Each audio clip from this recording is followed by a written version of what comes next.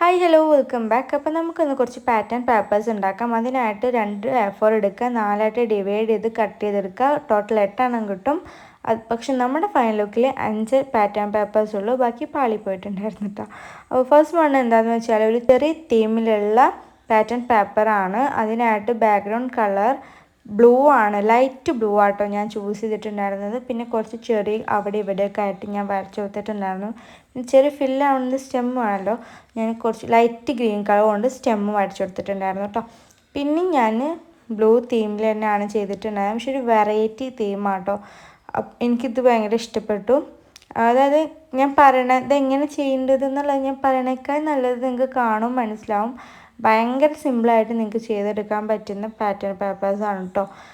അടുത്തത് കുറച്ചൊരു ഫ്ലോറൽ തീമിലുള്ള ഒരു പാറ്റേൺ പേപ്പറാണ്. അതായത് റെഡ് സ്കെച്ച് പെൻ യൂസ് ചെയ്ത് കുറച്ച് ഫ്ലവേഴ്സ് വരയ്ക്കുക, എന്നിട്ട് പിങ്ക് കൊണ്ട് ഫില്ല് ചെയ്യുക. എന്നിട്ട് പിന്നെ സ്റ്റെമ്മിന് വേണ്ടിയിട്ട് ലൈറ്റ് കളറ് സ്കെച്ച് കൊണ്ട് ജസ്റ്റ് ചെറിയ ചെറിയ സ്റ്റെമ്മും കൂടി വരച്ചു കൊടുത്താൽ അത് കഴിഞ്ഞു. പിന്നെ അടുത്തത് ഗ്രീൻ സ്കെച്ച് പെൻ എടുക്കുക, അവിടെ ഇവിടെ അങ്ങനെ സിഗ്സാഗ് ആയിട്ട് വരച്ചു കൊടുത്താൽ അത് കഴിഞ്ഞു. സിമ്പിളായിട്ട്, അതേപോലെ ഭയങ്കര സിമ്പിളായിട്ടാണ് ചെയ്യുന്നത് നമ്മൾ. പിന്നെ ഉള്ളത് ഒരു ക്യൂട്ടായിട്ടുള്ളതാണ്. എന്നിട്ട് പിങ്ക് സ്കെച്ച് പെൻ എടുത്തിട്ട് ബാക്ക്ഗ്രൗണ്ട് സെറ്റ് ചെയ്യാം. അത് കഴിഞ്ഞിട്ട് red colour sketch pen use ചെയ്തിട്ട് കുറച്ച് ബോസ് വരച്ചു കൊടുക്കുക. നല്ല ഭംഗിയായിട്ട് കാണാനായിട്ട്. പിന്നെ ലാസ്റ്റ് വൺ കുറച്ച് ക്യൂട്ട് തീമല്ല, ഒരു ബ്രൗൺ തീമാണ് ഞാൻ ബാക്ക്ഗ്രൗണ്ടിലായിട്ട് കൊടുത്തിട്ടുണ്ടായിരുന്നത്.